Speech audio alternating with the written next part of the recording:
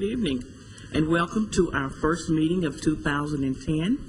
We'd like to thank all that are in attendance with us. We'll now have Pledge of Allegiance by Mrs. Amy Walker and a moment of silence. If you would please stand.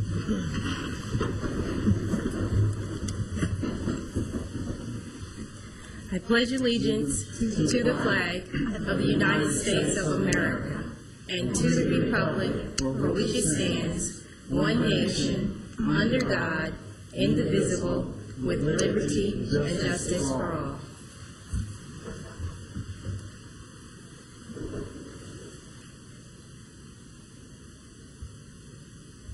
Thank you. You may be seated.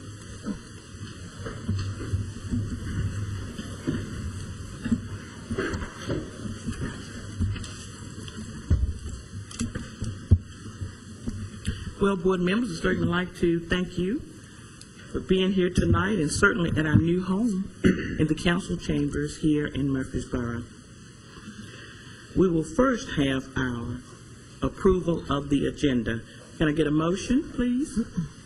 So moved. Is there a second? Second. There's been a motion and a second. All in favor, sign of aye. Aye. Like sign for nay. Thank you. And certainly, with our first meeting of January 2010, certainly like to welcome our director, not our new director, but our director because she's been on the job. Dr. Gilbert, I'll turn this over to you. Thank you so much, Mrs. Wade. Board members, you'll notice that you have packets, and these are from the children of Murfreesboro City Schools. They certainly appreciate you, and we certainly appreciate you. This is in recognition of your school board recognition week, appreciation week. And so know that you are appreciated and hope you enjoy those because it looks like our children worked very hard to create likenesses of you. Very creative. So thank you very much for what you do for all of us. We certainly value your contributions. Ms. Ronnie Shaw, I don't think, has come tonight. She is from Read to Succeed and was going to invite you to join the community read, which is called One Book. And so you will be hearing more from her at a later date. Candy Clifford would like to recognize the following: the MTSU Writing Center, which donated over 100 books to the Parenting Center at Bellwood. Riverdale ROTC donated 323 coats to the Community Outreach Program. And in fact, over 1,000 coats have been donated to that particular program over the past 6 years. Barbara Sales thanks the following for donations made to Hobgood: Old South Properties, $5,000, State Farm, $1,000, Walmart Foundation, $1,500, Olive Branch Missionary Baptist Church, $500, and Target Field Trip Grant for the fourth graders of $400. In addition, Linda Clark, who is the principal of Discovery School, had 8 winners in the DAR Junior American Citizens Contest: 5th graders Matthew Clark, Cooper Baum, Rachel Massaro, Erica Martinez, Caitlin Kloss, and 6th graders Shannon Miller, David Fox, and Selena Viravuth. So we certainly congratulate those students for receiving this award, and we thank our community partners for their contributions to Murfreesboro City Schools. Thank you, Dr. Gilbert. Behind tab 1 is our consent item. Is there a motion to approve the consent item? So moved. Is there a second? Thank you. There's been a motion and a second to approve the consent item. All in favor, sign of aye. Aye. Likewise, nay. Dr. Gilbert, action item. Thank you. Very excited about this next action item. We have tremendous partners in this community. One of the greatest partners that we have is Middle Tennessee Medical Center. We have a guest here tonight, Mr. Tim Glover, who has been a dear friend. He is Vice President in charge of Missions and Leadership Development. Tim has worked with us, I guess, for over 10 years, and I'm going to ask Mr. Gary Anderson, though, to present this particular action item because he has worked very closely with Tim, and he will also be introducing Tim. Thank you, Dr. Gilbert. I put in front of you this evening, just as a reference to the contract that we're asking you to review, information on, and it shows Le Bonheur Hospital on front. Le Bonheur is in West Tennessee, and they have 2 units. One deals with health, and one deals with education, going around to the schools. I gave you this sheet so you could see we are combining basically the 2 different functions into one unit.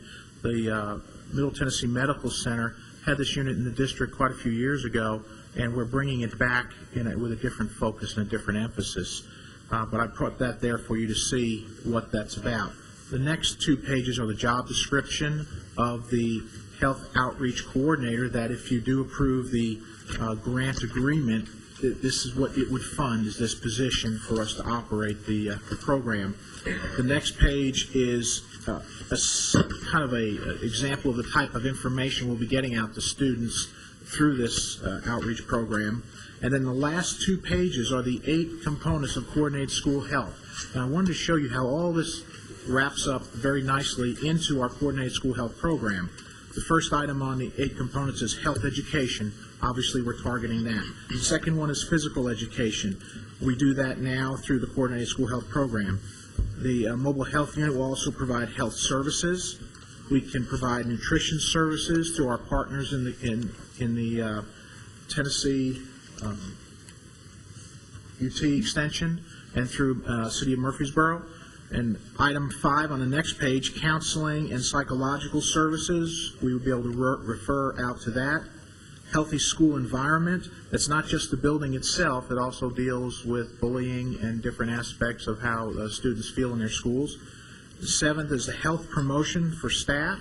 That would be a big part of this program. And the final one, which is one of the biggest ones, is the family and community involvement in that. At this time, I'd like to ask Mr. Glover if he would come up to the mic and talk to you about the involvement between Middle Tennessee Medical Center and Murfreesboro City Schools and what we're looking at doing with this program. Good evening. Thank you for letting me be a guest here with this body. When I think of kind of the call to communities and how do we serve communities in such a way that every person flourishes, that is, what is the vision of the full flourishing of persons of our community? And it seems to me that crucial in that flourishing of persons has always been the institution of education and the institution of healthcare. They're certainly the oldest institutions when it comes to serving the needs of the community. And so here we have another opportunity in which we bring together the skills and resources and missions of education and healthcare to bear upon holistically the needs of those that we serve. And I think the exciting opportunity with education is that you touch generations upon generations. Often in just one school building, you have multiple generations. In our vision of healthcare, that's crucial.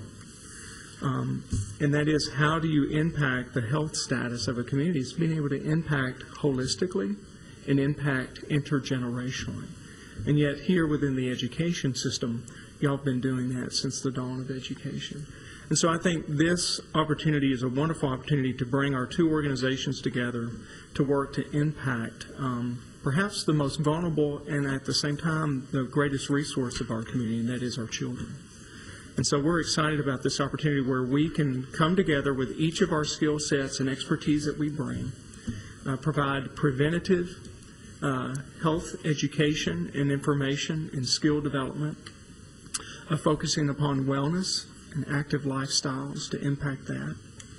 To also provide some health services to reinforce those goals, the goals within the coordinated school health program, and certainly for us within healthcare, whether that be wellness checkups and wellness screenings to supporting good immunization records, things of that nature, as well as touch upon those emerging needs within our community that are related to mental health, depression, anxiety, drug prevention, and drug education. So I think the potentials of this are only as limited as the needs of the community. And so we at MTMC are deeply appreciative to Murfreesboro City Schools and for this opportunity to collaborate. If I get to preaching, I'll start taking up an offering and put you in a committee, and you don't need that. So I'll sit down. Well, we would be the first district in the state of Tennessee to be running a mobile health unit.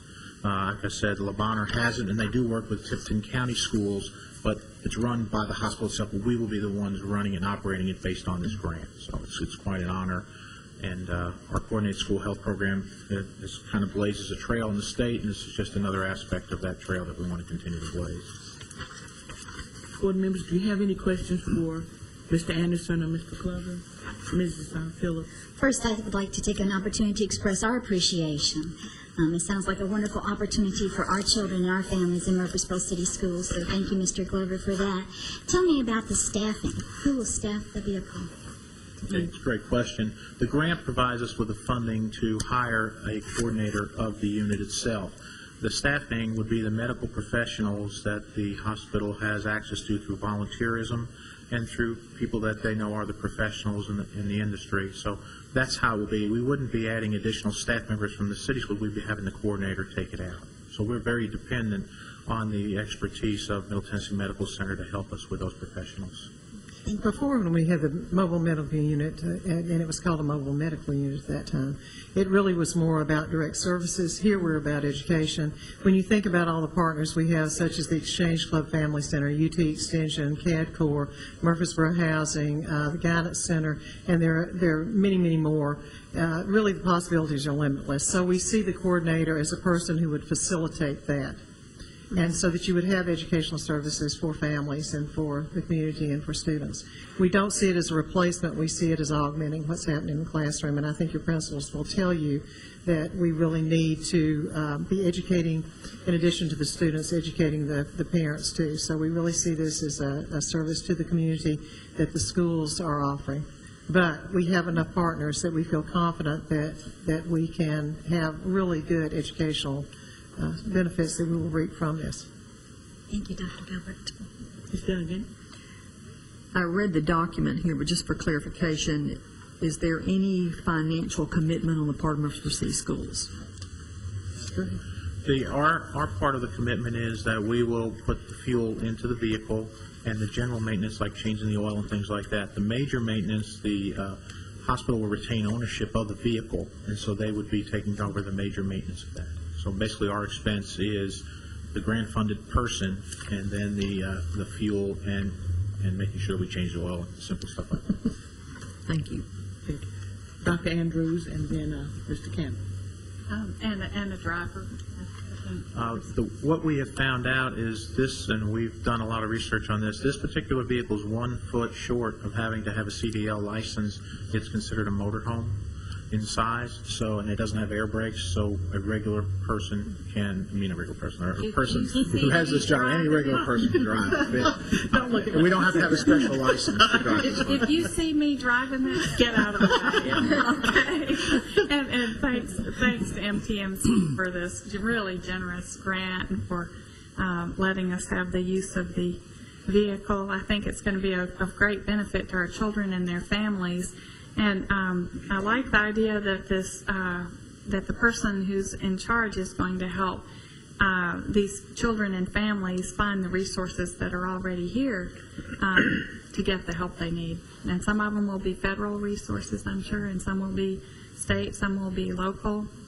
And there will be a lot of volunteers all across Murfreesboro helping our children and families. Thank you so much. Well, my question pertained to the coordinator and the driver, but they've answered that already, so Ms. Phillips? I have nothing to say. I just want to know, is it going to be painted in a fun way, like the one at La Bahania? You know, I'm actually having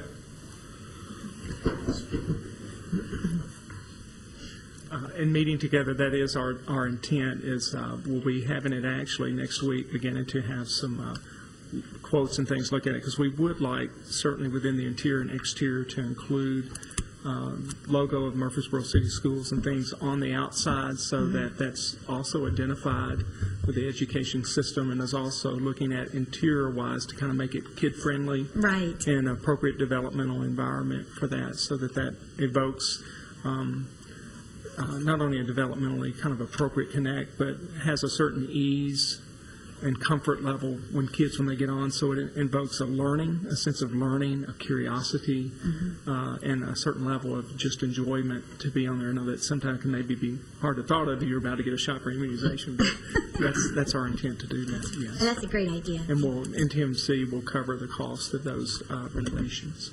It's terrific. Ms. Campbell? What is our projected start date with this unit, as far as having everything ready? Or do you have a date? What we're doing, as soon as we get the approval, if you decide to approve this grant, then we are going to post the position and hire the person, and we expect to have it running in March or April, the spring, to get it going, but we want to make sure we got it all ready to roll and right before we roll it out, so we don't make a mistake. If there are no more questions, I know Dr. Gilbert would like to hear a motion on this action item. I move we approve. Well, we're so excited, everybody wants to hear this motion. You can go first and I'll second. Okay. I move we approve the acceptance of this grant and this relationship. There's a second? You got it. There's been a motion and a second to approve this. All in favor, sign of aye. Aye.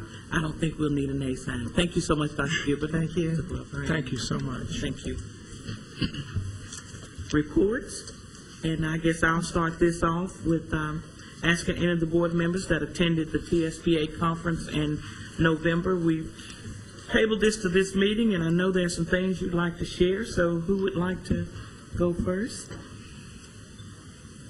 Well, let's not all push the door down. Ms. Campbell, would you like to go first? Or Ms. Do I have a choice? Yes, ma'am, I'll go first. I thought it was a good conference, and I enjoyed being there. It's the first time I had been to one, but I enjoyed the different sections that we went to. I enjoyed the collaboration and the time that board members had an opportunity to meet in different sessions led by TSBA, and I thought it was very well done and some very good topics.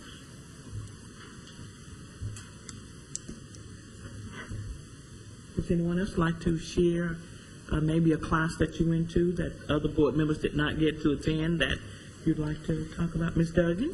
I'll make a couple of statements about the session that I led. I would hope at some point I could share a bit of that session with the board, but I had the opportunity to do a session concerning national board certification. And I think it's a very timely piece because 85% of all the research that's been done on national board certified teachers, research that's been done by a group other than the national board, so solid, sound research, indicates that NBCTs have a significant impact on student achievement. And I do hope that in the future it's something that Murfreesboro City Schools will look into. Thank you, Ms. Duggan. I did have a chance to sit in that class. Ms. Duggan did an excellent job. Hope that other board members, along with Ms. Duggan, and I know there are those board members that have taught classes before. Dr. Buttram has taught a class in the past when Dr. Lon Newell taught a class, and they were good. So they're open classes. If you're interested, by all means, contact TSBA and let them know they're looking for good teachers of classes. Mr. Campbell, you got that look like you may want to do that at the next session. I'm a little young for I'm that. teasing. I'm teasing. Ms. Vice Phillips. Mayor? Ms. Wade and I were able to attend the ambassadors meeting, and that was absolutely fascinating. And I was hoping to be able to share with the board this video that they showed. It's a We Know video talking about the impact of social networking and how this is being used by school systems and city governments and the impact that it's had on the nation. The video, you have to have permission to show it since this is aired. I would like to have the permission to hold that for our retreat, Ms. Wade, and be able to share that information with you. But it's just amazing the impact this has, and it's going to, what they're projecting it will do for city school systems and cities and branding your product, your system, your identity as a city, and the importance in that. So it was fascinating. There's a lot of good things to say, a lot of good information, and I hope to be able to share it more with everyone later. Thank you, ma'am. Are there any more would like to say anything about Ms. Campbell? The meetings were good, but I'm also going to have to compliment those students that provided entertainment. They were outstanding from the high schools that they represented and the middle schools. They really were good. It was good to see young people performing in the way that they performed. They had excellent presenters at the conference. They had, if you were at the last one near the closing, and even at the beginning, they had a young man that took it from the beginning, starting at our age, is what I call it. I don't call myself old, but my age group, and brought it down and then took it back up. He was quite entertaining, letting us see how changes have come about in education. And then on the last day, they had and you have to forgive me, not remember his name, but the gentleman was in the audience. I had no idea he was in the audience, and he was dressed like someone maybe that was 17, and you'd see him in high school with a little hoodie on, the backpack, and you know how the young people they dress kind of sagging jeans, and they were kind of ragged. Had no idea he was there, and he was kind of plodding around, and the rest of us were kind of dressed for business, and he just plopped down at a table. And I kept watching the door thinking that the speaker was going to come through at any time. Well, when they introduced him, the guy that was at the door was dressed in a very nice suit. He started walking toward the platform and got up on the stage and then pointed at the speaker. And there he sat. Everybody noticed him, but nobody said anything. But I'm pretty sure they wondered, why was he in there? It was an excellent speech that day from the young gentleman. I think he's really interested in speaking to the young folks like his 6th grade up through high school and making them aware of choices that they make, the presentation of how they present themselves and how we perceive it in our age group. We see it a little bit different, so it was quite interesting. But as a whole, I thought the conference was wonderful. I do advocate the board members to continue to attend and bring back good things, and definitely the law course was excellent. Mrs. Baker attended that, and that helps us all the time. So it keeps us abreast of law changes. Dr. Gilbert? Ms. Wade, at this time, we've had a special guest join us, so before we go to Section B, I'd like to ask Mayor Tommy Bragg if he would come forward, please.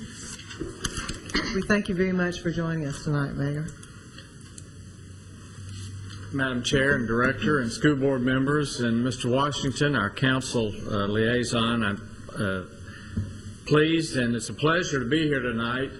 I noticed too that we have a city election coming up April the 20th. It looks like we have a lot of candidates interested in running, and so those who wish to be reelected and those who wish to challenge.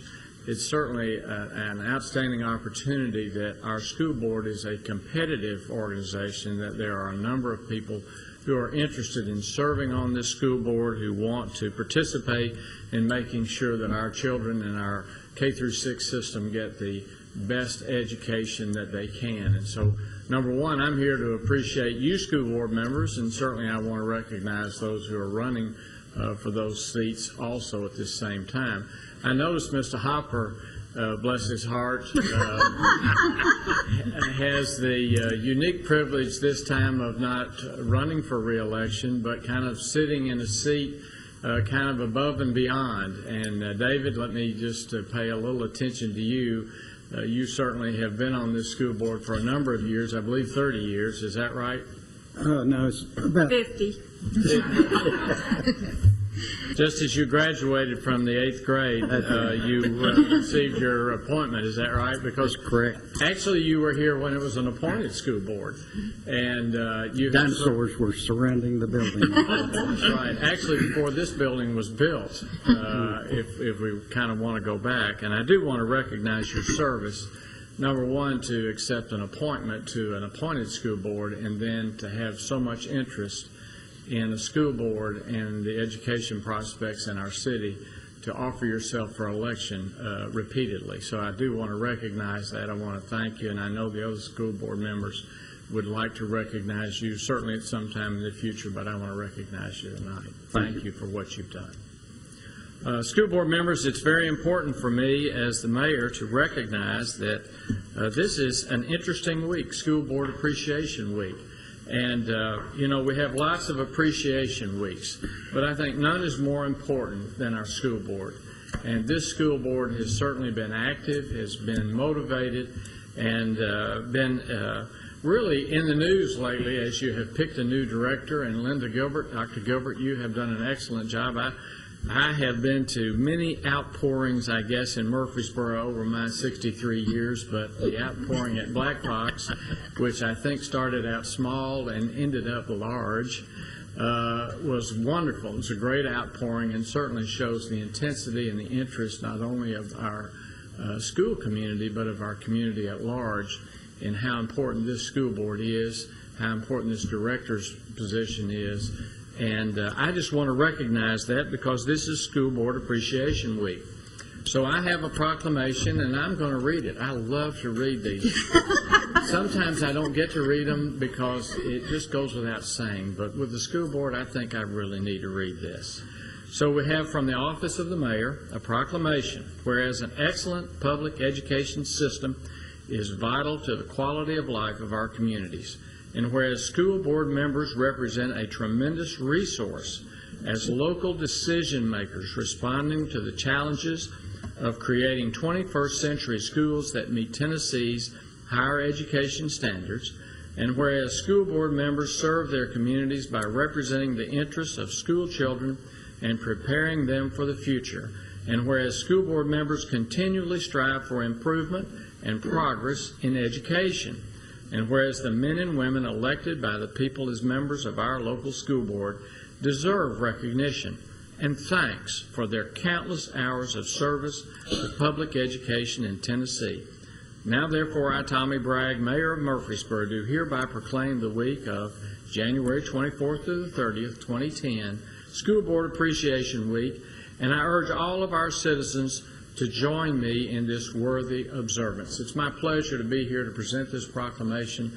I'm proud of each and every one of you for the work that you do with our children, with our parents, with our administrators, with our staff, and making Murfreesboro City Schools the outstanding, excellent school system that it is today. Chair, I want to present this to the director, if that's all right, and certainly we're very, very proud of you. Thank you. Thank you, Mayor. Thank you.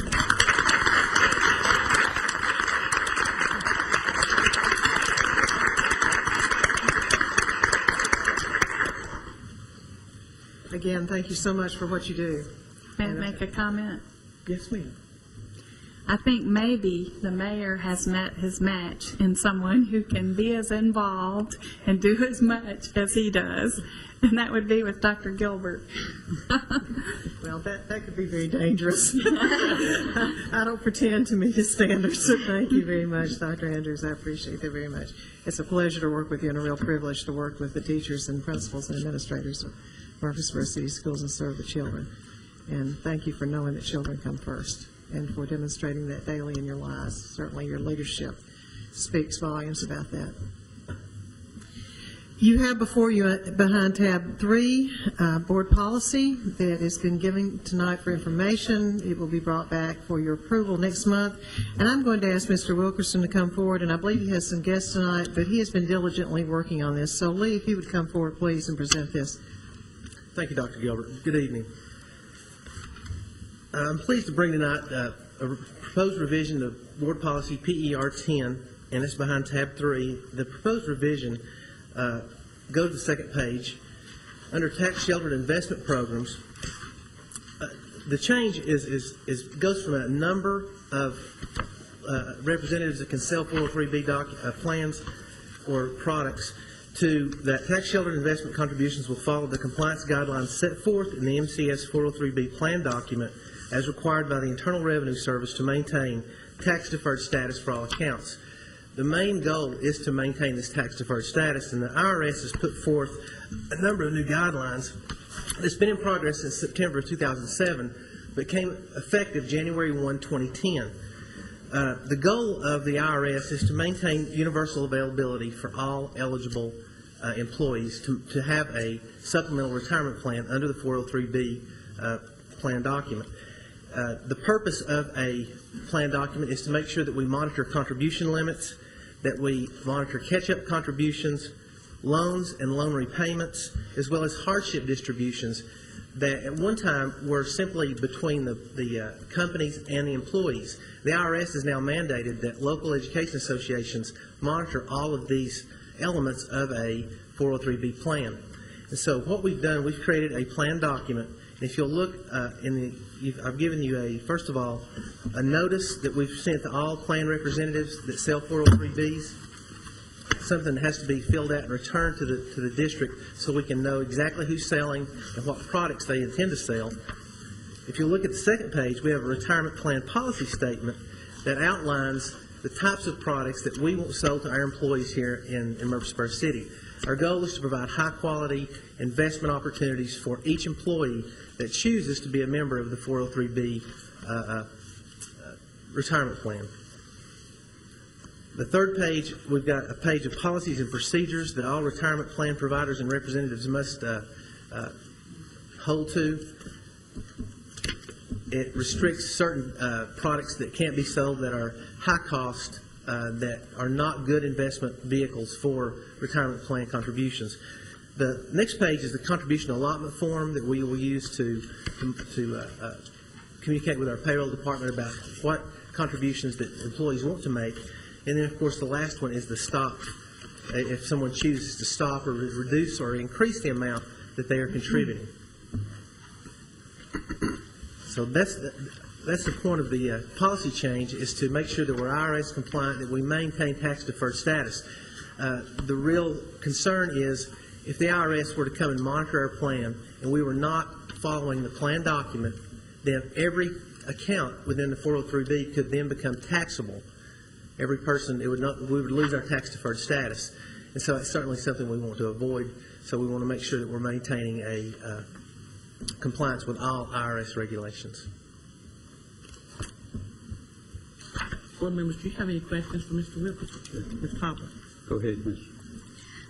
Phillips, have a question. Thank you. I was just curious, who manages these? We have a third-party administrator, which is Great American, which also serves as our common remitter for the plan contributions.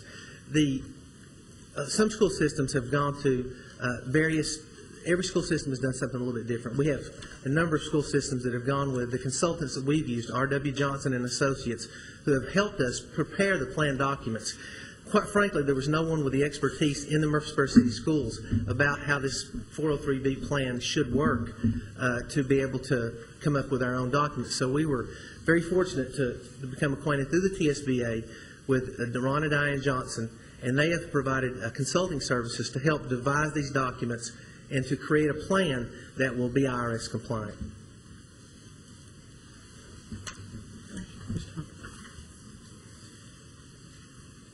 Does the adoption of this policy tonight, is it tied to this information we've presented? It is. It is. The policy, basically, that we will maintain compliance with the plan document. That's what the IRS asks us to do. You have to have a plan document. The plan document that you have before you is reflected in the policy change by saying that we will follow our plan document, which is subject, it's not carved in stone. It would be subject to revision as needed. I did some research just today about some surveys that were done across the state of Tennessee by the Association of School Business Officials, and they're finding that almost every district has had some changes. But the main thing is that we have to maintain accountability and compliance with those elements that the IRS demands that we maintain. I know the IRS is requiring changes in adoption of policies. Is that, do we have a deadline? Is this needed tonight?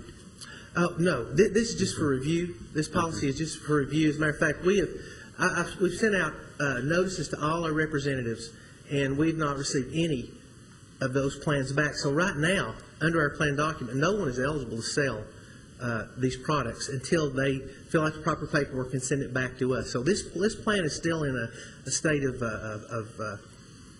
flux in terms of making sure that we are compliant and we're moving forward to where we can start offering, once again, these products.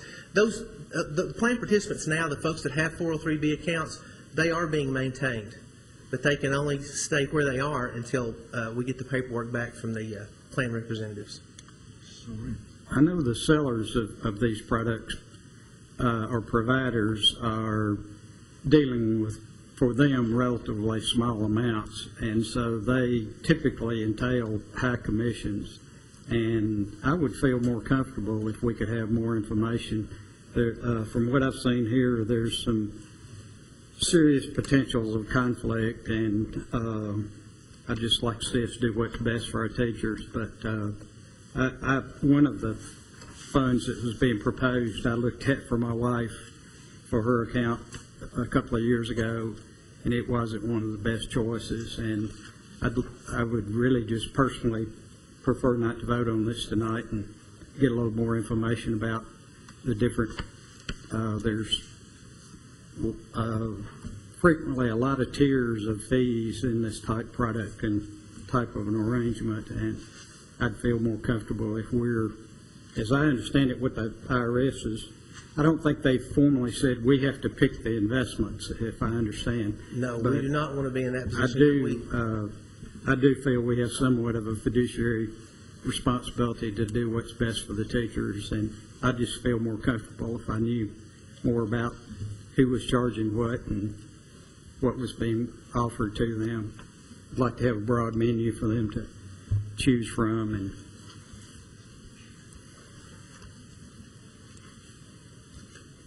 we're not voting on it tonight. No, it was just for your review. It's a proposed revision. It's not eligible. I mean, it was not an action item, but just for your information to consider that. And the document I think that would be most relevant to your comments would be the second page of the retirement plan policy statement. And basically, it goes through which type of annuities may be sold, the exceptions to Rule 97, the types of mutual funds that can be offered, and the fees that are charged in that regard. A little bit about advisory services, the new products and services. There's some information there that would be very informative, I think, in terms of the effort to maintain quality products without long surrender charges. You know, there's some products that have 15-year surrender charges. They're going to charge you 10% if you take your money out within the 15-year period. So we've certainly made every effort to maintain high-quality investment options for our employees. Well, the IRS has made it very difficult for a relatively small school system or employer like we are to administer this type thing. So I understand that. We're going to have to use somebody as a conduit to comply with our IRS regulations. But I would just personally feel more comfortable if we had a little more information about the various costs and charges and products that we're, even though we aren't required to do that, it's the individual employee's responsibility or teacher's responsibility to figure out which one of these is a good fund and how much they're paying for it. But I don't think there's many people that are, many individuals that are qualified to do that. That a lot of people don't have much experience doing that, and so if we could just be assured ourselves that what's been offered would be appropriate, I'd feel better about it. I would ask the board to take a look at the board policy that is being proposed. Certainly, this is just for your review tonight, and we would not come back for a vote until next month.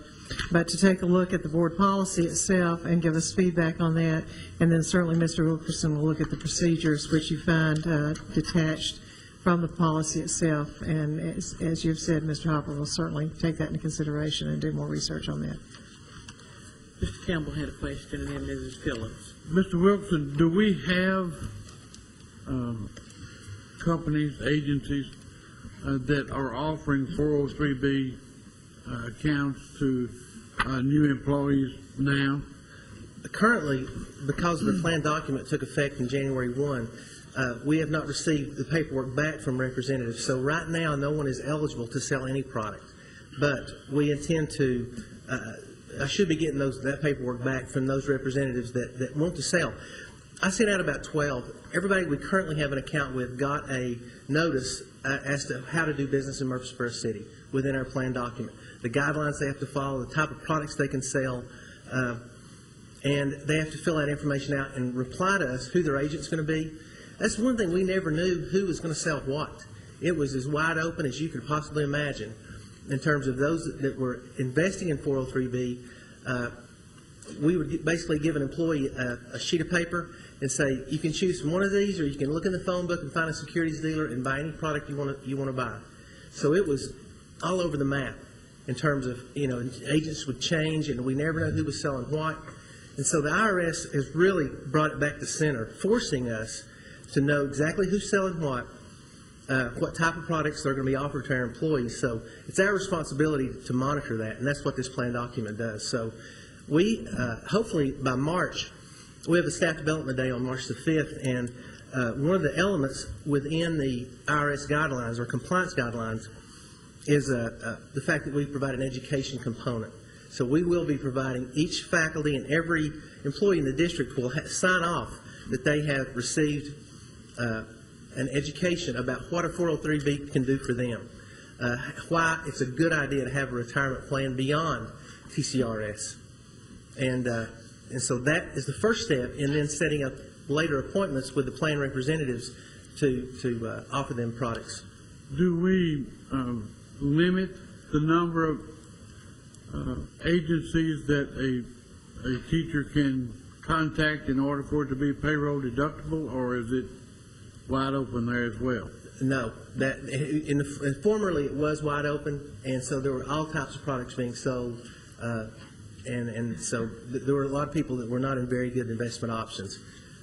So what we've done now is we took the current list of representatives that sell the 403Bs, and we looked at how many people they had, what kind of products did they sell, and so we began to hold the standard that we have in the plan document to those products. And so what we've created, we have a list of providers that are currently approved: AIG Valak, American Funds, Franklin Templeton Funds, Horseman Insurance Company, ING ReliStar, as well as a number of investments under the Educator's Choice platform. I can get you that document. Okay. And we also have the authorized representatives that can sell those sell those products. If someone would like to become a part of the plan document, they can request to be an authorized representative, but then they have to meet the guidelines that are put forth in our plan document. And so while we wanted to avoid a single vendor, a lot of school districts have gone with a single vendor, and they basically have a more or less a monopoly hold over the products that are going to be sold for that school district. We wanted to maintain as open a platform as possible while also maintaining IRS compliance. Thank you. Thank you. Ms. Duggan. I'm sorry. Ms. Phillips. Thank you for your work on this, Mr. Wilkerson.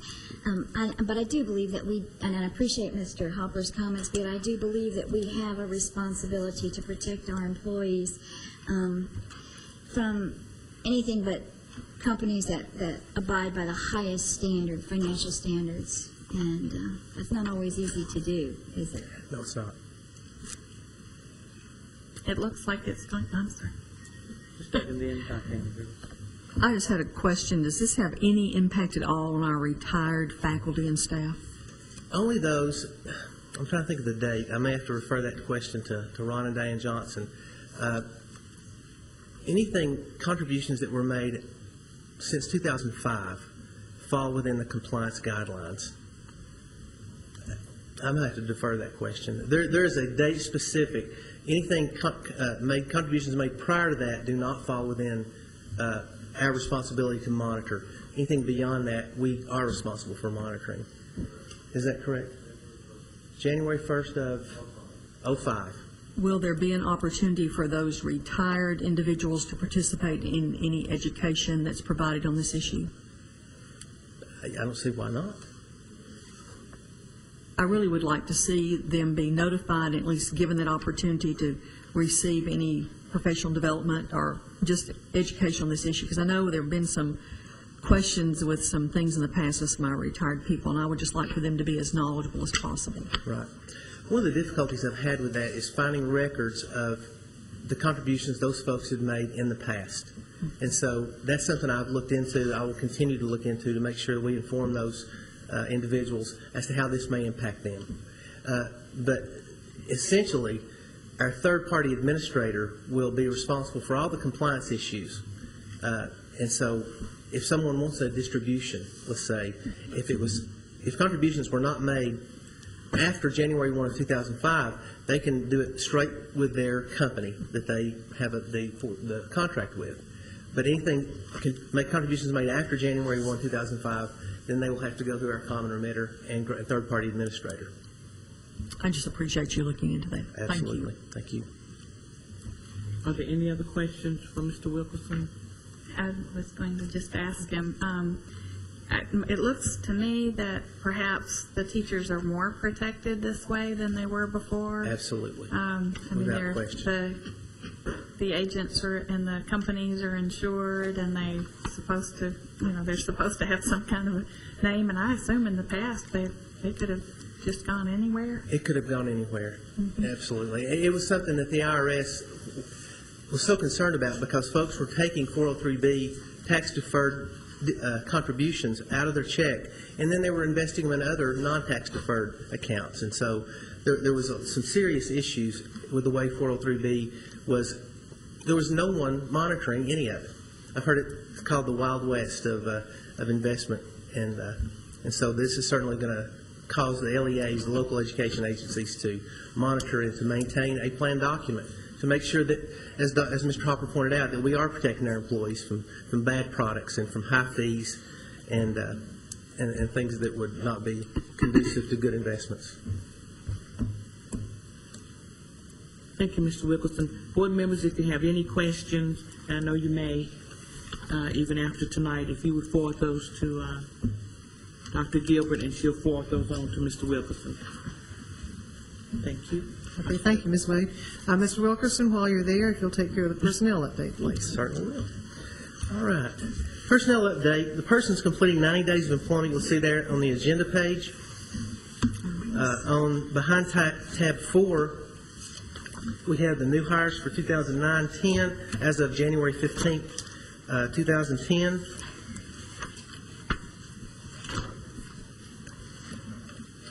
The next page has the interim teachers hired for 2009-10 as of January 15th.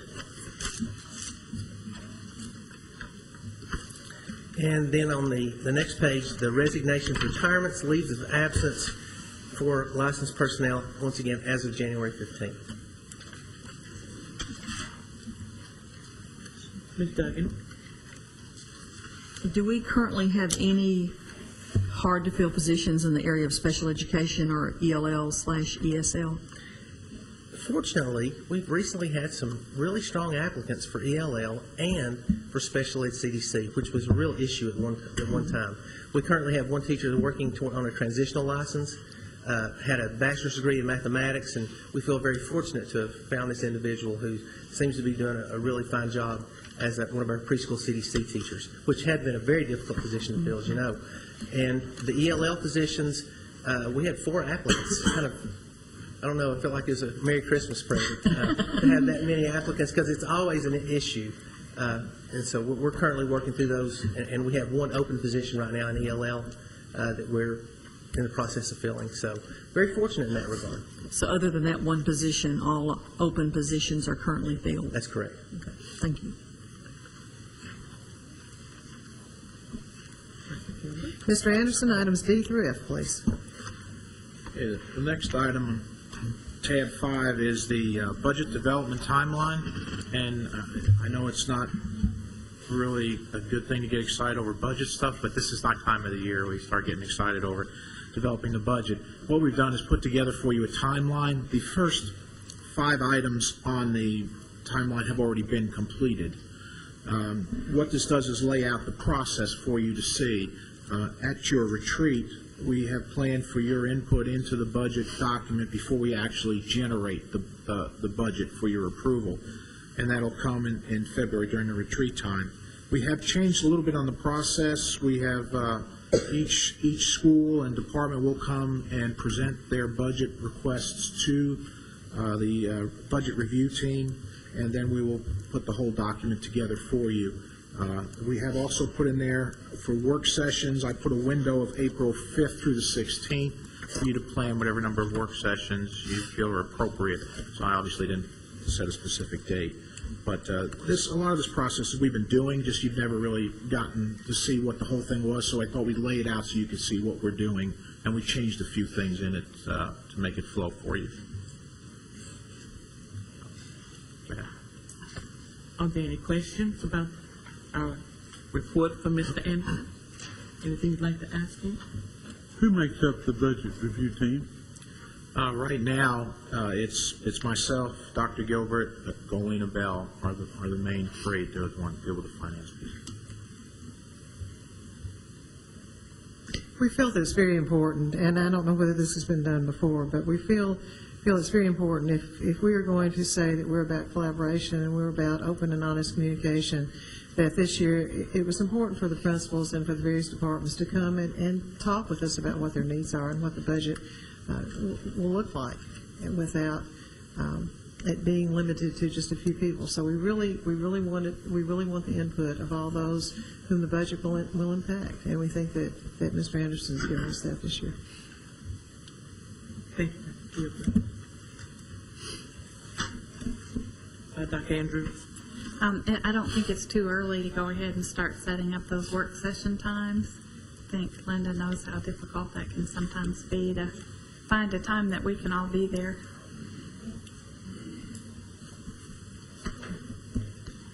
It's okay, Ms. Ridley, if you have 2 dates or 2 sessions you'd like to, maybe we can get it all done in one session. Dr. Butler? I was going to suggest maybe we bring our calendars with us to the board retreat next month, and then be prepared to schedule those 2 meetings that night. Thank you, sir. Mr. Anderson? The next item behind tab 6 is the financial report, and this is the 50% of the year reports through December. So we're 50% through. We are in the red, $3,806,000. Last year at this time, we were $4,252,000. So that's a good turn for us. As you go over to the revenue side of the budget, interesting things that have gone on is we are on our collections of sales tax. We're $192,713 short from last year at this time, and we are in property tax collections $76,441 for $269,000 down from last year at the same time in December. The good news is when we developed our budget, we actually had already reduced our property tax collections by $468,000, and we reduced our sales tax collection estimate by $192. So the impact wasn't as great as it potentially could have been if we stayed the course of what we were before. So we're at 40.1% of collections on revenue. Last year at this time we were 39.4. Now again, this is before property tax really starts coming in. Remember, it's not totally due to February 28th, which means we really won't see that until April's report, March and April's report. So at some point in the next month or 2, we start to cross over the line once the property taxes start coming in. Once again, we're thankful to the city for advancing us a month to cover our payroll and our cash flow situations, and they always do that. They always help us out on that, so that put us in a good position on that. On the expense side, we are at 46.7% of expenditures, and last year at this time we were at 47.6%.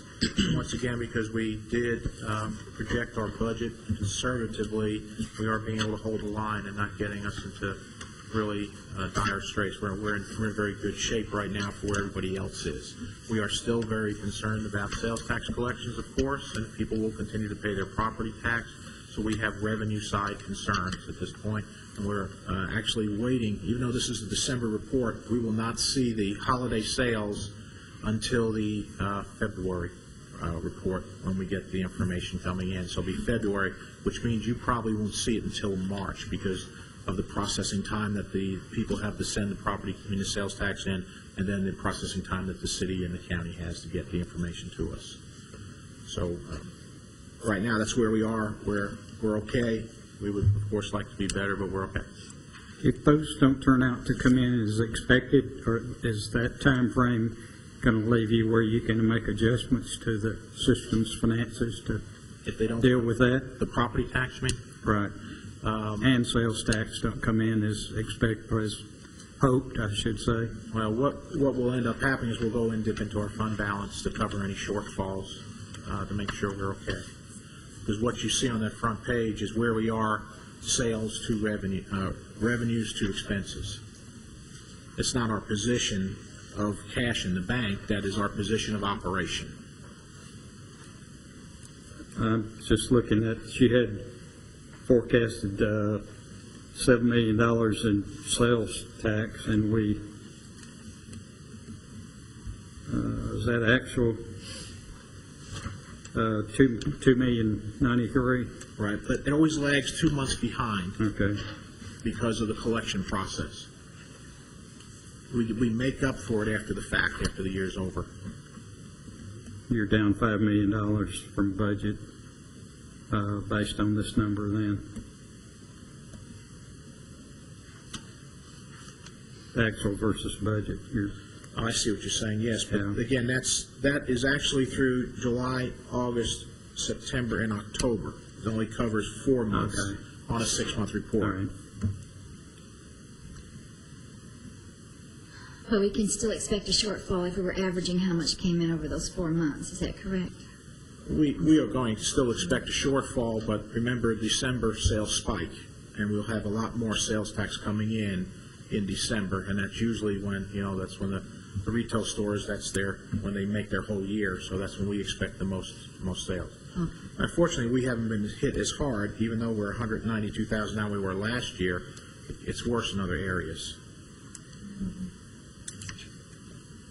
You mean worse in other areas of the country or Yeah, worse other in areas of the state. That doesn't help us much. Doesn't help.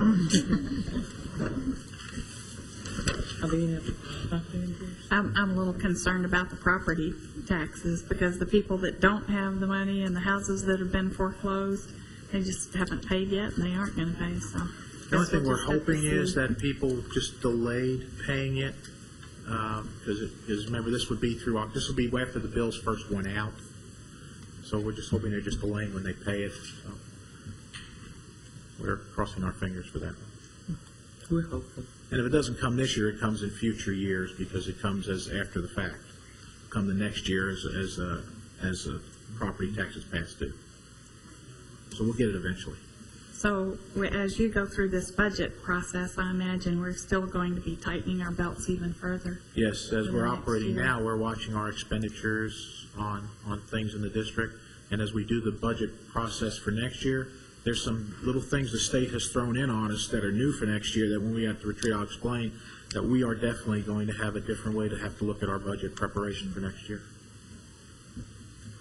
Are there any other questions or comments for Mr. Anderson? Thank you, Mr. Anderson. Attendance. So you want to do attendance? Okay, the attendance form, we have actually some good news on this one. The number of students that we have in the district from the first report that you saw at the first month of the year through the fourth month, which is this one's through December, we are up 16 regular ed students, and we're up 8 special ed students, and we're up 18 pre-K students. Our budget, it was based on 6,890 students, and right now we're at 6,939. So we are experiencing some growth, and we won't know what that will mean to us in additional revenues from the state until we get a mid-year check, which is usually in February, and then we get an end-of-the-year check if there is money available, and no one knows what's available yet. So we're hopeful that we'll get some of that. Our attendance is holding steady at 95.6%, which is very good. And we've grown a total of 24 students since the first month of school in our regular, the ones that were funded through the regular means. So that's very good news for us. Thank you, Ms. Phillips. Mr. Anderson, is it still that we have to have experienced at least 2% growth to get growth money? Is that true? We have received growth on shorter years than that. It just depends on, they split it based on how much is growing in the state, because some districts are shrinking right now. So really don't know how they're going to look at it, and I don't know what the pool, because they put in one big pool of money, I don't know what that pool consists of.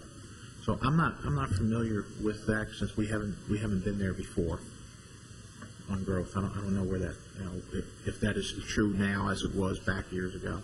Are there any more questions for Mr. Anderson? Thank you, Mr. Anderson. Okay, Ms. Wade, before I turn this over to you, I'd like to introduce Ronnie Shaw, and I can't tell you how delighted I am that she's late tonight because I have been late to several of her meetings. So, it gives me great pleasure to say that she's late.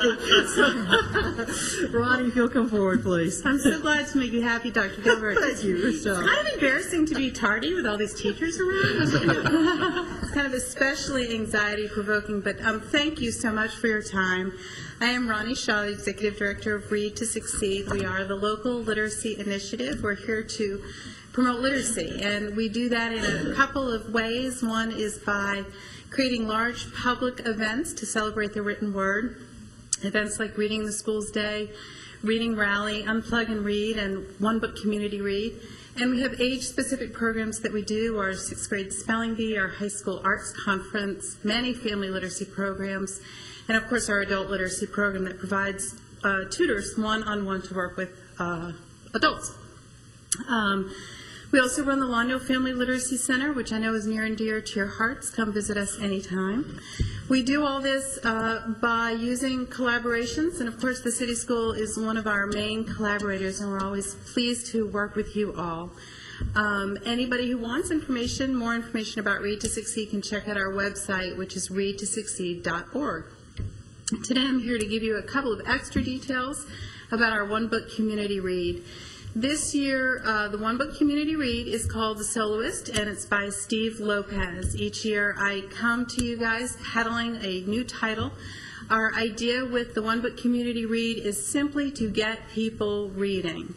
You don't have to do anything else but read the book. We just ask people in the community to read the book, the idea being that besides talk about politics and the bad economy, there might be some discussion about, hey, did you get to that part in the book when? Just to create a little discussion. This book is about an LA Times journalist who meets a homeless man on the streets. This man happens to be a Juilliard-trained musician and plays wonderful music. And so the book in itself brings attention both to homeless issues as well as to the joys of music. And so we're working with some of those people in the community to bring attention to the importance of reading as well as to homelessness and to the pleasures of music. I have already been to the Laverne City Council and the Murfreesboro City Council and the Rutherford County School Board and the County Commission. And I will be at Smyrna, will be my last stop on the train in a couple of weeks. And what I'm doing is I'm asking the folks from these councils and commissions to take advantage of the offer of a free copy of the book and share it around and read it and talk about it and give us your thoughts on it to let the people in the community know that you know that literacy matters. So is there anybody who would like this year's copy of the Community Read? I got it last year, so I can't go for it. Somebody else. I'm going to read it, but I'm going to go get my own. You're going to get your own copy. And there are copies available, of course, at the local bookstores and at Linebaugh Library and Laverne Public Library. Wherever you are, there's lots of copies around. I end up giving it to my family and friends. And that's what we want. We want people to pick up a copy of the book and pass it along, to tell people about it, whether they're people they walk with, the people that they share their church services with, the people they work with, to just share the book around. So are you telling me that I should donate this free copy to some other place? Is there not someone on the council who would like one? We have some principals over to my left who are about to get in a fist fight. Okay, so Chairman Wade would like the book. Well, that's wonderful. So I will just take this minute to thank you all for your constant and consistent support of Read to Succeed. You all do so much for us, and it's very much appreciated. So thank you, Chairman. I'll leave this with Dr. Gilbert. Thank you. Make a comment, please. May I? You'd like to make a comment? Yes, ma'am. I'd just like to comment that the book last year, Animal, Vegetable, Miracle. Yes. I think that I heard more people talking about that, and I had more conversations with people about a book than with any other book that I'd read in the year, and I've read over 100 books a year, so, it really was a great selection, and it made me think a lot about, how I eat and how I do things, and it made a lot of other people think, too. I appreciate that, and that's what we want to hear. I hope that this book touches those people and a whole other group of new folks that it might touch and spread the word about the pleasures of reading. It's not a difficult book to read, and it's really quite accessible. Any other questions about Read to Succeed or One Book? Thank you for all your work, Michelle. Thank you. Thank you all. Thank you, Michelle.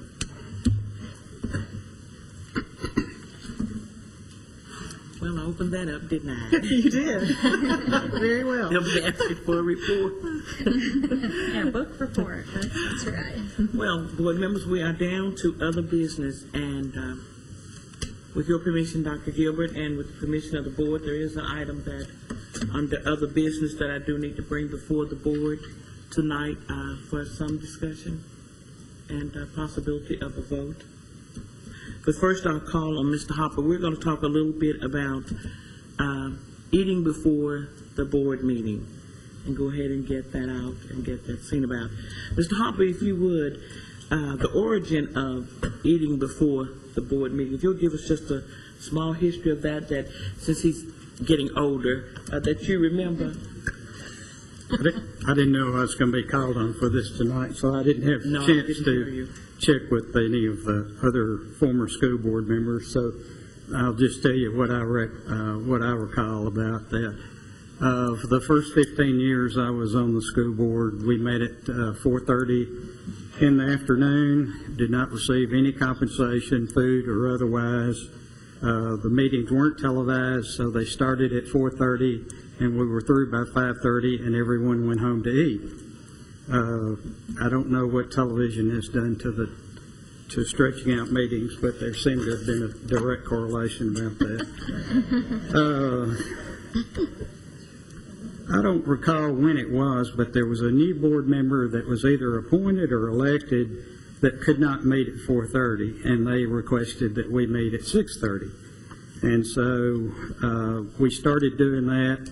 Several of us found that we could not get away from work in time to get home and eat and get back to meetings that were by then lasting several hours. And so, as I recall, that's when the board members or the board and staff members and some members of the press started eating before the meetings, and I really don't. That's about all I recall as far as the background. I think we probably still have that problem with some folks that are on the board now as far as getting away from work and getting here to meeting by 6:30. So I have one other memory. At one point, we had meetings, I believe, at noon, and had them in the different schools. Yeah, and we're fed by the different schools, and I think that when that was just as the elected board was coming in. So we tried meeting at the schools also in the afternoon and evening, and nobody showed up, so that's when we went back to having the meetings at the central office. Right. We thought the public would come to our meetings, and apparently they weren't very entertaining, and so no one showed up. Although I have heard from one teacher that it's as good as Grey's Anatomy now. Well, that is a step up in the range. Here we go. Board members, it's open to you if you'd like to make any comments or ask any questions. I may not be able to answer them, but it is open for discussion. I could add one other thing. The city school board is paid $200 a month, no matter how many times we meet. We're paid a flat amount, $200 a month. So we can meet 6 times in a month and go to all kind of functions and so forth, and we receive $200. Most other boards that I know of receive a fee or a compensation for going to that meeting, plus all the other times that they meet, they receive compensation also. I'd just like to clarify that for anybody that doesn't know that. So. Board members, is it any questions you have, any comments, Ms. Phillips? Well, I was thinking as Mr. Hopper was talking about the difficulty it poses for some board members to get off work, eat, and then get to a board meeting by 6:30, that it could also pose problems for staff members to finish their workday, run out, eat, come back, and be able to be prepared to answer questions and be here as they always are for each of our board meetings. So, that is another concern that I have. And, there are aspects that are, it's not like we're talking gourmet meals that we have had.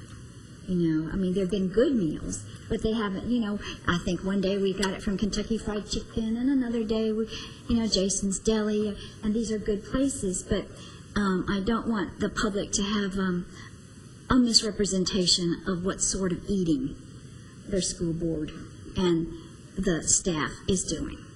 Another thing that I have in mind is I do think it promotes collegiality and goodwill among the board and the staff, and that is not something you can put a price tag on. I think that having respect and being on speaking terms other than aye or nay does serve some purpose in effective governing. So those are my thoughts. Are there any other comments or questions? Mr. Campbell? Yes, ma'am. I don't have a problem with whether we have a meal before a board meeting or not. And I've always been told by several years ago, Hewlin Watson, when he was superintendent of county schools, made the statement that you don't argue with people who buy ink by the barrel. A lot of the report that I have read in the local news media has not only dealt with meals that this board has had, and here again, they're not, they're good, but they're not what a lot of people would consider as a gourmet meal. But a lot of the monies that they're talking about, the way I read some of this, is also monies that this board has spent for employees, for those who have retired, for those who are teachers of the year in different levels. And I would hate to think that we were not able at some time or another to give a little bit of accolades to those kind of people, teachers of the year, those that are retiring, those that, if you did something for bus drivers, and you had a meal for bus drivers, is that saying that something you should not do? I mean, these people work hard like everybody else does. They're not in a corporate situation where they can sometime receive bonuses because we're a government entity, and I don't think we can do that. Am I right, Mr. Anderson? That we can give just a bonus out or a gift card or something along that line. So I would like to, I'd just like for maybe the media to understand that it's not only for the board members that this money that they're reporting has been spent, but it's also for a lot of other employees of Murfreesboro City Schools that have been going on for a long time, from what Mr. Hopper said, and certainly he knows because he's been with the city board for a long time. So I think that if you were to go and if you were to compare systems close by, you would find that there's a lot more spent in other systems than there are just in Murfreesboro City Schools. So I don't apologize for spending money to support our teachers and our personnel throughout the system. And if we need to do away with meals, then that's fine. We can do away with meals. But I'd hate to see us have to not be able to recognize those teachers that do a wonderful job and those that are retiring after sometimes 30 and 40 years. I just wish that we had, and maybe somebody contacted somebody on the board or Mr. Anderson, I don't know, but I think it would have been nice to have done a little bit more homework before we started printing a lot of information.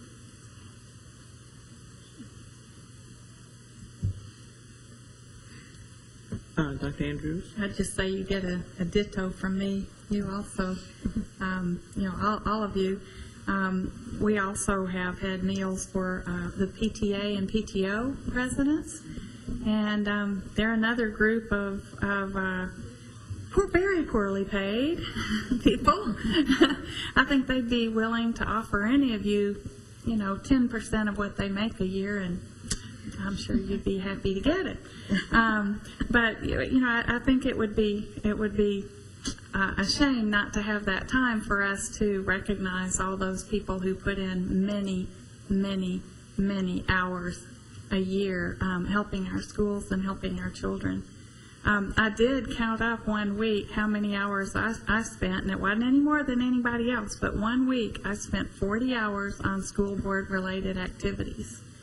And no pay, but all of us are doing this. We're not doing it for the money. We're not doing it for the meals.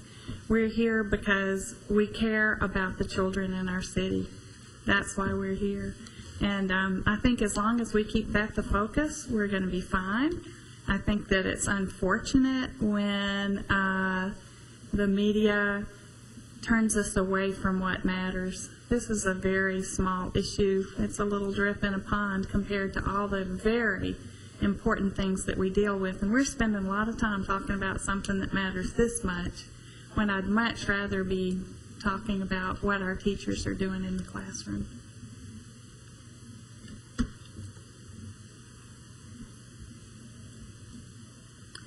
Well, hearing no more, only thing I would say before I ask you if you'd like to take a vote on it, or you'd like to maybe wait until you can get some more information from Mr. Anderson, it's the will of the board. The only thing is, with that, saying this, if it has offended anyone or caused any harm to a child, that has caused them to, that it is the eating of the board together, and you have to realize it's not just the 7th board. When I got on board, it was opened up to the staff, the media, newspapers, so you're not looking at 7 people. We're looking at 20 and above, and it's like Southern hospitality. When you eat, you always invited others to come and join. If I thought for 1 second that the eating of the board together had taken away from one thing, from a child's academic and anything they need in the system, and I know they recorded me, not quite, but I said I'd eat no more. I could stop, I either come straight from the meeting and eat later. But it's something that is always, your board chair never makes that decision alone. The board chair works for the board, and it will always be a collective decision that will be made by us. And that was one of the reasons I brought it up tonight. I don't know if possibility they're talking about because there's so many and maybe the cost kind of elevated, or they're talking about just the 7. That's the part I may not be real clear on. But as I've said, it is the will of this board how you want to react to it, whether or not you want to continue. But it will be a team vote on how you decide to go further, and it will not be the decision of your chair. I work with you, not against you. So if there's any comment to how you'd like to see it go from this point, the floor is open for that now. Dr. Buttrell? Chairman Wade, I think we need to also point out that this money is coming from a line item in our budget that has been approved, and sure, we may end the budget year with some money left over in this line item if we decide we don't want to do meals for the board. But I agree with Mr. Campbell, Mr. Hopper, and everyone who said we need to keep that money designated for the recognition of our teachers and our staff and those kind of things. But I don't know if we need a vote on this other than to say, when we start to talk about the budget, look at that specific line item. We may decrease it for next year by an amount that would be equal to our meals and continue to have the other things. But it's not like we're taking this money to do these things from other depleted line items, because this money it is in our budget, and those were approved board expenses at the beginning of the budget year, and so it's going to be something we want to look at, but maybe nothing we want to spend any more time on now. Thank you, sir. I can make one last. Yeah, Mr. Hopper. I hate to belabor this. I would just like to say, over the years, that I found it valuable for the school system, for me personally, to get personally acquainted with individuals on the board, and also with staff members that come in. Is once you know people personally, I think you can relate to them better and also function better as a board member. So I think it is important for the operation of the board to continue to have the rapport and the contact with each other that otherwise is not going to be possible, except you just come in and sit down here for the meeting and vote yes or no and leave. And I would really hate to see the board do away with this, because I think it benefits the system in the long run. And I'm not worried about selling newspapers. I think we need to do what's best for the system. Well, hearing that, if I can get a motion that we will discuss this a little more with a little more information from Mr. Anderson at the retreat to get the true feeling of what the cost possibly is for the 7 members of us to continue, plus the director. So that's still how we do it. If I can get a motion for that, we'll go with that until retreat time. So move. Second. All in favor? Aye. Question? Mr. Campbell has a question. In times past, we have allowed. Wait a minute, let me go back. I don't want to use the word allowed. I'll strike that. In times past, we have invited people that were not part of the board, whether they be the news media or whether they be a representative from the community, and that has provided us some camaraderie time, I think. So I don't know whether we want to think just of, in this motion, just of meals for the board members, or whether we want to say that we're going to discuss meals for, as we have been doing in the past, is what I'm getting at. I don't want us to eliminate some of those folks that have come in and have joined and have talked, and as you know, as Mr. Hopper says, you get to know each other a little bit better, but you also get to know the people from the news media, and there's some, some discussions in the general public, the directors of this agency or that agency. So that's my concern about it. Ms. Phillips. I think Susan's first. I would maybe be interested in hearing what the motion was. I wasn't clear that we were actually discussing whether or not we would do meals or who would be at the meals at this point, but that we were going to be doing that at the retreat. Could you maybe you could state the motion? Let me clear that up. Thank you, Mr. Campbell, for bringing that to my attention. I'll speak the motion to be, leave this until the retreat. Get Mr. Anderson to bring us back, or I'll get him a question through the director of how much the cost forward, not anything else, and kind of separate to see where we are, so when we do work the budget, we'll know whether or not we want to leave that item in. We will not vote on whether or not we're going. This is just to bring it back to the table at the retreat to discuss the cost and each facet of it. If you don't mind, Mr. Anderson, that is my motion. So do we need to make a motion and vote on whether we're going to talk about something at the retreat? No, we're going to talk about it anyway. Really, truthfully, we don't even need a motion. I can just plainly say we will discuss this at the retreat. And I'll rescind. No, we'll rescind the motion. Yes. Thank you. Yes, ma'am. I just wanted to echo something that Mr. Campbell said earlier. I agree with him. I have no apologies to make. I am very proud that our system recognizes our teachers, the teachers of the year, the teachers that retire, and our PTO presidents and PTA presidents who are out there working tirelessly, doing all this fundraising to help improve the situation of our children. If we can offer them one dinner a year, that is, that's not enough, but it's at least it's a gesture of appreciation.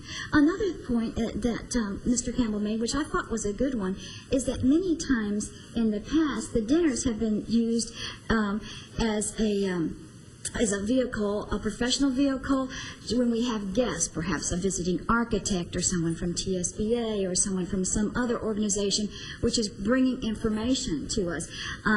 Otherwise, many times it would require the director's time in having a meal with this person, and having it as a board when they come to the board meeting, having it in a group saves that director that time, and also makes us aware of we get to know the professional who's bringing us this information. We have a chance to talk with that professional, and so I think that was a very good point, and I just wanted to throw that out. I think that's that was a good observation.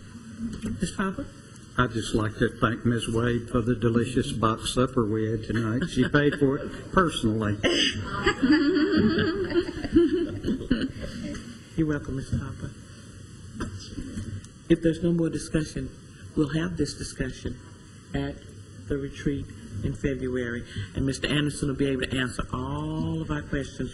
So questions you may have about this, by all means, get them to Dr. Gilbert to give Mr. Anderson a head up that we're going to have a lot of questions. Thank you for being so tolerant of us and this discussion. Thank you very much. And the next item, if there's no other business, is there a motion to adjourn? Make a motion. Second. The meeting is adjourned.